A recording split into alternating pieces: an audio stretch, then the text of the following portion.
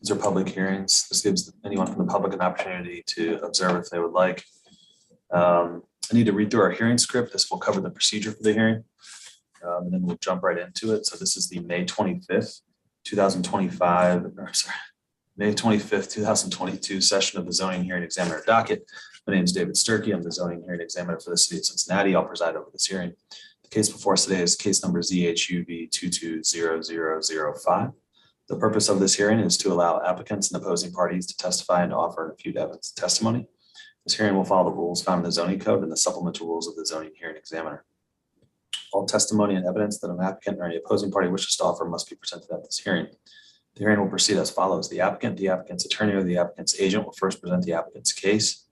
If there were anyone here from the public, they would then have an opportunity to speak after the applicant had presented its case.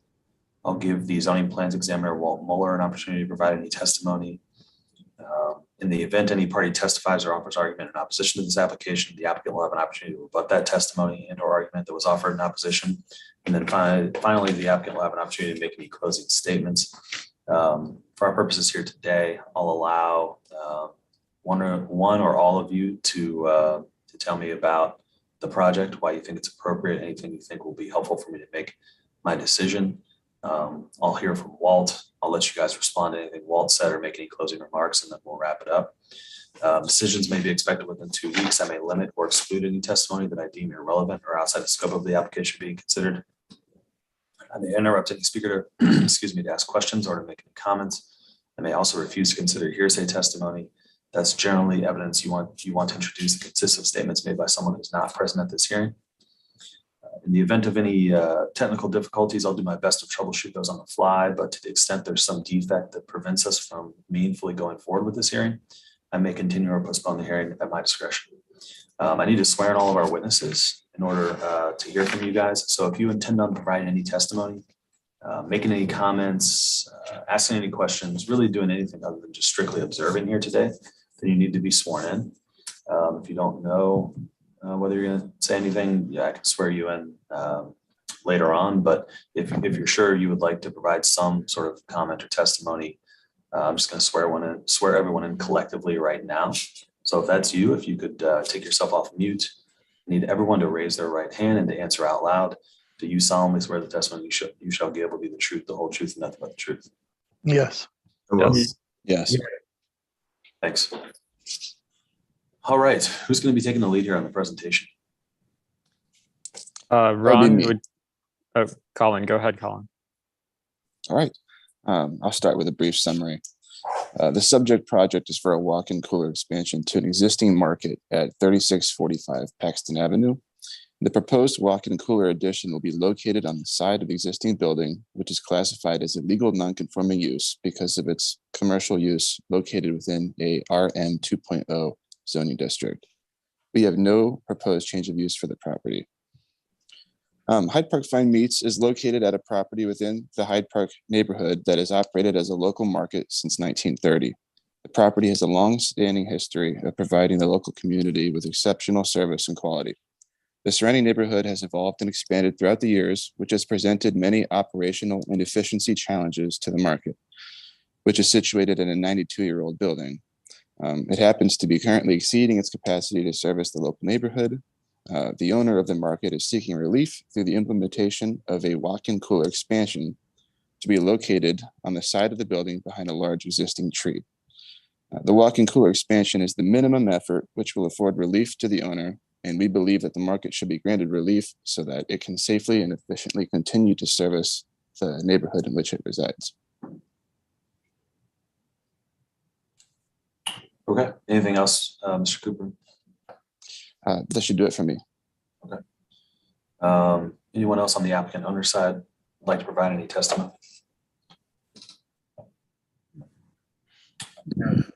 Hearing none, I'll go to Walt. Walt, would you like to provide any testimony? Yeah, we did a lot of research on this and work with Colin on several issues as we move forward on this. We are recommending approval for it. The use variance process is in place for buildings just exactly like this. We've seen buildings that were like churches before, and they're trying to turn it into something that's not a residential use. So those are the type of reasons why the use variance for this type of a structure were put in place. This is an unusual building that's placed in the center of a residential district. Many years ago, all of the small residential areas always had their little corner store and corner markets, and they're inherently still there, and they were designed for that use. So it would be an appropriate thing to expand this cooler so they can continue the service and the use in the area. Thanks, Walt.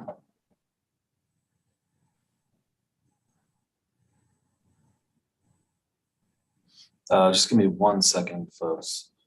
I'm seeing now that I did receive a letter from Hyde Park Neighborhood Council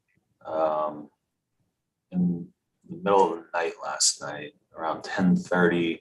Have any of you spoke with the Hyde Park Neighborhood Council or received this letter by any chance? No, I have not. No. No.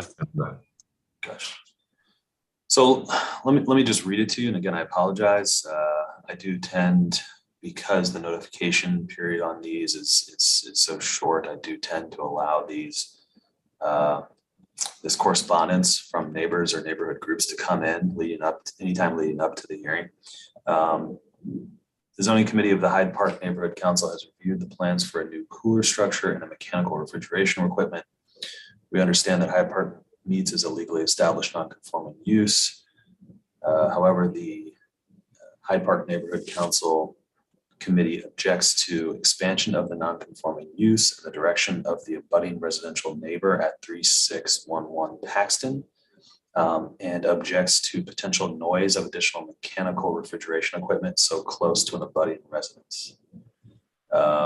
We must point out, if Hyde Park meets for a new use properly located in a CMP with a budding RM district, the proposed cooler would be located in the required type A buffer zone. If the ZHE decision is to approve, we recommend as a condition that the sound level of the new unit must be at least 3 decibels less than the existing cooler unit measured at the property line to be a negligible increase to the combined sound of both coolers. So, just wanted to read that. I'll add it on to project docs as soon as I possibly can. Yeah, apologies that you're hearing that for the first time, but would anyone like to respond to any of those concerns from the Hyde Park Neighborhood Council? Well, let me ask some more pointed questions then. This is an expansion to the north, south, east, or west?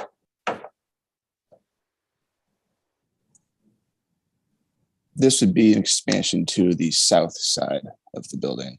Gotcha. So it will put mechanical equipment closer to the residents at 3611 Paxton. Yes, only by about a foot or so beyond the existing walk-in cooler that currently exists at that side of the building.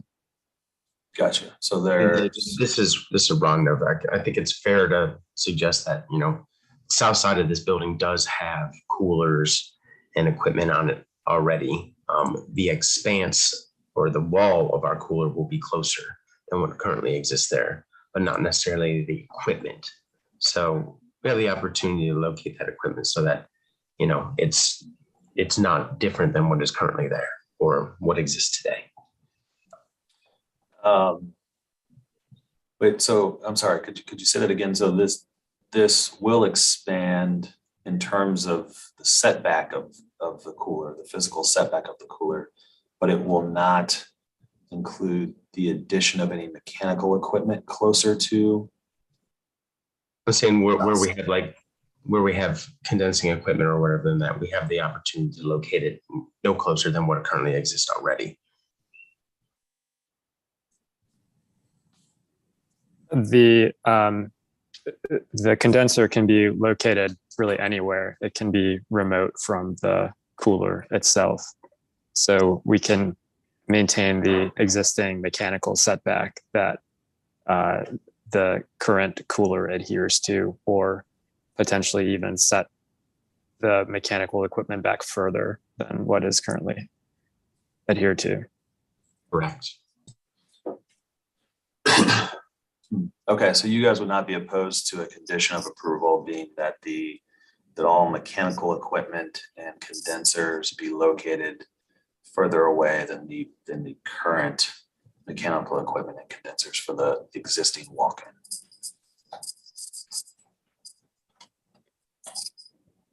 I have no objection to that. I don't think that that's a hardship at all. I mean, it's all done by line set and that, so we can locate it further away than what exists there today. There's no doubt. Gotcha. And you think that by locating that newer equipment further away, that it will not increase any noise or sort of adverse impacts on neighboring residential properties? I think that's an accurate statement, David. Got it. All right.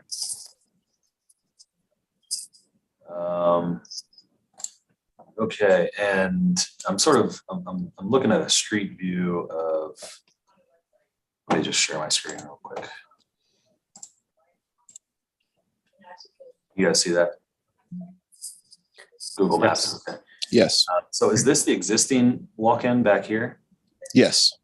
Okay, gotcha. And the new one is, I'm sorry, is it gonna go next to it, or is it going to be in the same location but just further back? The new walk-in will be directly in front of that walk-in behind that existing tree. So from the street view, it will look quite similar to how it does now, because essentially it's just a simple extrusion of that existing cooler. Gotcha. So like right in this. Oh, okay. So right in That's this. correct. Right, which is just currently an underutilized courtyard of no use. Gotcha. Okay. That makes sense. All right.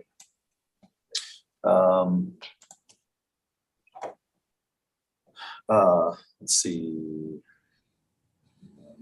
Mr. Ness, have you heard complaints from neighbors with the existing setup at all? Not a one. Okay. Are you, have you spoke with the neighbors at 3611 Paxton about this project at all? I have not. I'm not familiar exactly which house that is. Gotcha. But you're not aware of any existing complaints about any noise from any equipment on your property or otherwise? No, there, not one person has mentioned anything to me in the 9 years that I've been there. Okay.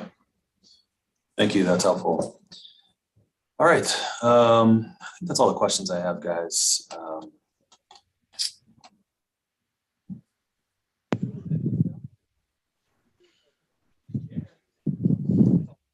Well, let me ask this. Would there be any way to complete this project by locating the walk-in cooler somewhere else on the property that's not as close to the residential? So David, we did look at multiple areas for this cooler to be located. And the location that makes sense was in the underutilized courtyard over there, simply because of the proximity to the kitchen and the access to that cooler for what we need its purposes for. If we were to locate it at the back of the building, it would eliminate parking, and then it's a steep sort of hillside that comes down to the building. So it wouldn't even be on grade or on the same level as the shop. So, I mean, we looked, we're kind of landlocked on the front two sides of the building, but the back of the building, it's bunkered into the earth, and it would just remove our parking that we have over there, which I think would create a whole nother slew of issues. So it seemed like the logical place was to have this dormant, inactive sort of piece of hardware be the extrusion of what already exists there. That seemed like the logical place for us. Got it. Okay. David? Yeah. Yeah, just to jump in there, if that was a residential structure right there, as opposed to what they're using it for right now, and they decided to put a new air conditioning system in, we have no rules, regulations that would govern the placement other than it cannot be in a front yard. And we would not govern any type of sound on it. Gotcha. And generally, these new units are substantially quieter than the new ones and would not exceed the same noise as a residential unit that would be placed outside.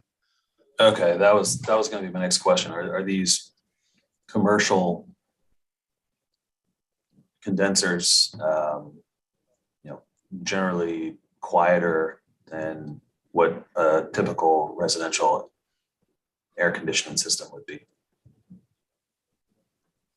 Does that make sense? Sorry, I think you already said it. Yeah, I would say it would be equivalent to that.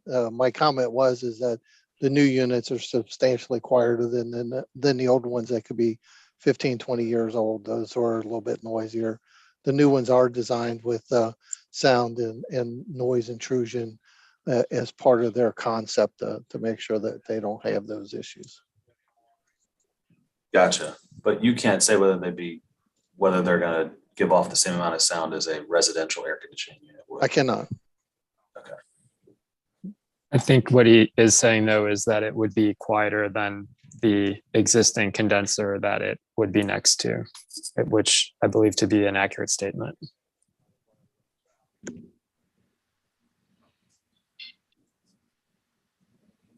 Got it. All right. Yeah, I think that. If I could say one thing, the unit with permission provided that would be installed would be a brand new unit. It will not be a refurbished, it will not be 20 years old, it won't be any of that, it would be a brand new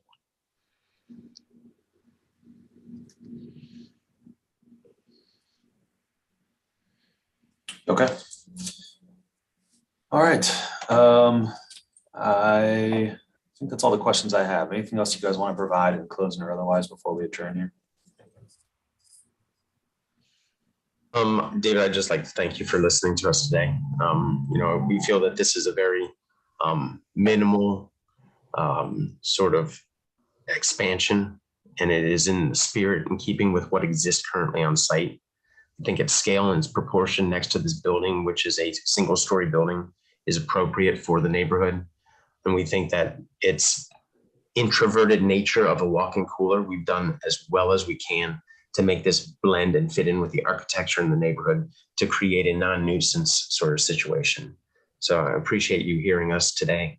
I think this will make the Hyde Park Finer Meats even more vibrant than it is today. And it just allows them to persist like they've been for the last 9 years and continue to carry on with that building that's been there for over 100 years. So appreciate you hearing us.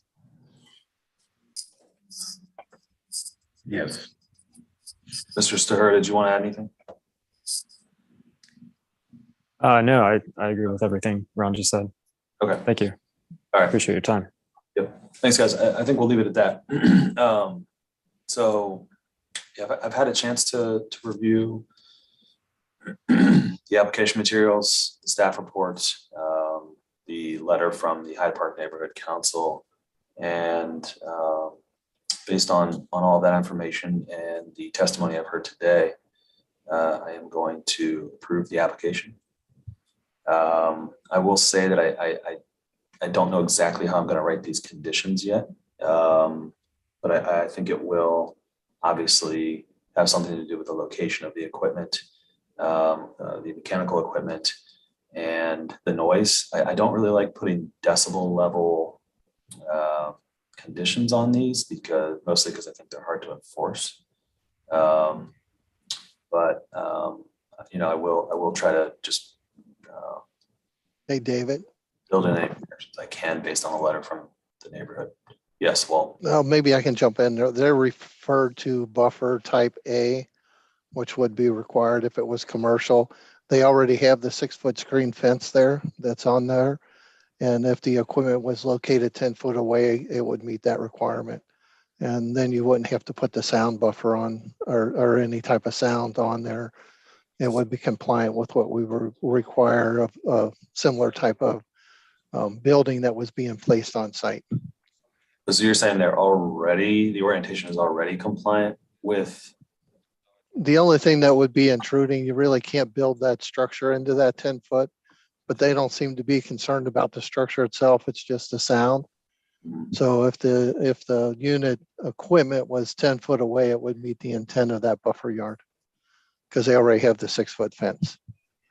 Does Gotcha. that make sense to the architects?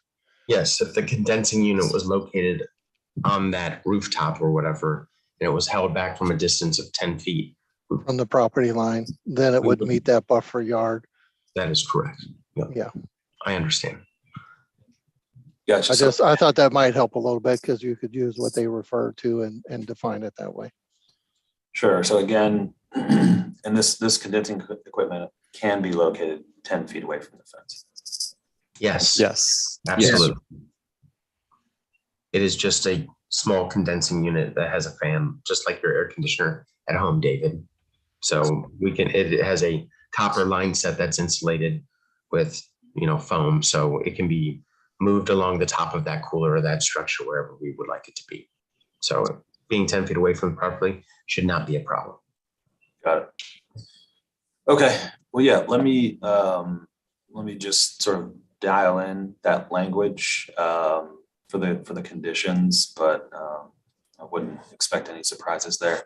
I think you guys know sort of the procedure after this. I need to write this decision up. I think it probably will take 2 weeks, just maybe a touch longer. We've just been getting hammered with applications right now, and we're a little shorthanded. And so I apologize a bit for the wait on this. I'll do everything I can to get this out to you as quickly as possible. Hopefully, knowing that it's approved will give you guys some ability to do to move forward in some way. If you guys want an update on the status of the decision, please just email me. I'm happy to let you guys know where I'm at. If you have any other questions, feel free to reach out. Anything else right now? Okay. Thank you for taking the time, David. Thank you. Thank all of you for your time, your testimony here today. Good luck with the project. Yeah, we'll have a wonderful day. We are adjourned. Thank you.